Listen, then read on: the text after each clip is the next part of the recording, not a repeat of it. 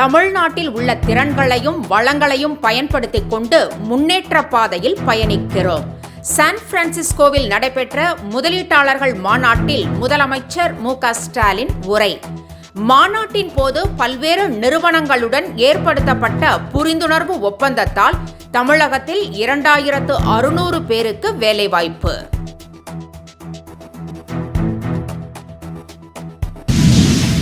இபிஎஸ்ஐ அண்ணாமலை கடுமையாக விமர்சித்து வருவதற்கு தமிழிசை எதிர்ப்பு தெரிவித்திருப்பதாக தகவல்.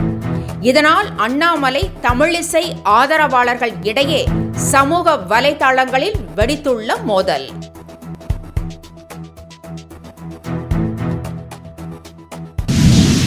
டாஸ்மாக் கடைகளில் வாங்கப்படும் மது பாட்டில்களுக்கு பில் வழங்க அரசு முடிவு. அதிக விலைக்கு விற்கப்படுவதாக வந்த புகாரை அடுத்து தீபாவளிக்கு பிறகு டாஸ்மாக் கடைகளில் பில் வழங்க ஏற்பாடு செய்யப்பட்டிருப்பதாக தகவல்.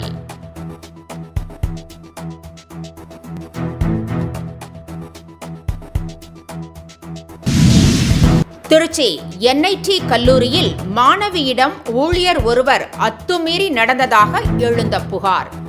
வார்டனிடம் புகார் தெரிவித்த போது மாணவி சரியாக உடை அணியாததே காரணம் என்று கூறியதால் கொந்தளித்த மாணவிகள் போராட்டத்தில் குதித்ததால் பரபரப்பு.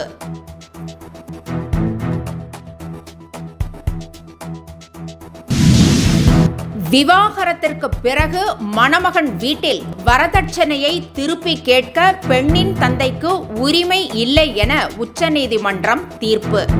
பெண்ணுக்கு மட்டுமே வரதட்சணையை திருப்பி கேட்க உரிமை உள்ளதாகவும் கருத்து.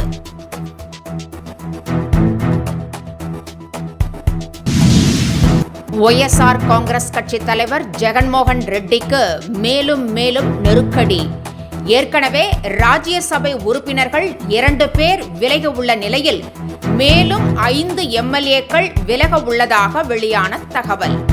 ராஜ்யசபாவில் ஒய்எஸ்ஆர் காங்கிரஸ் கட்சியின் பலம் 11ஆக இருந்த நிலையில் 2 உறுப்பினர்கள் விலகியதால் எண்ணிக்கை 9ஆக குறைந்தது. மதுரையில் திமுக எம்எல்ஏ தளபதியின் வீட்டின் முன்பாக தீக்குளித்த கட்சியின் நிர்வாகி கணேசன் என்பவர் மரணம். 90% தீக்காயங்களுடன் மீட்கப்பட்ட நிலையில் சிகிச்சை பலனின்றி உயிரிழப்பு. சம்பவம் குறித்து போலீசார் தீவிர விசாரணை.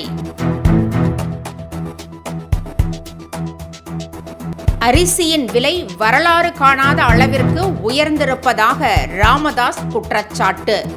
தமிழக அரசுக்கு மக்கள் மீது அக்கறை இல்லை எனவும் குற்றச்சாட்டு.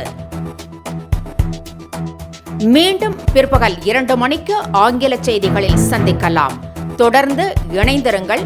My India news 24/7. என்றும் உங்களுடன் மை இந்தியா. முக்கிய செய்திகளை உடனுக்குடன் தெரிந்து கொள்ள சப்ஸ்கிரைப் பண்ணுங்க, பெல் பட்டனை பிரஸ் பண்ணுங்க. என்றும் உங்களுடன் மை இந்தியா.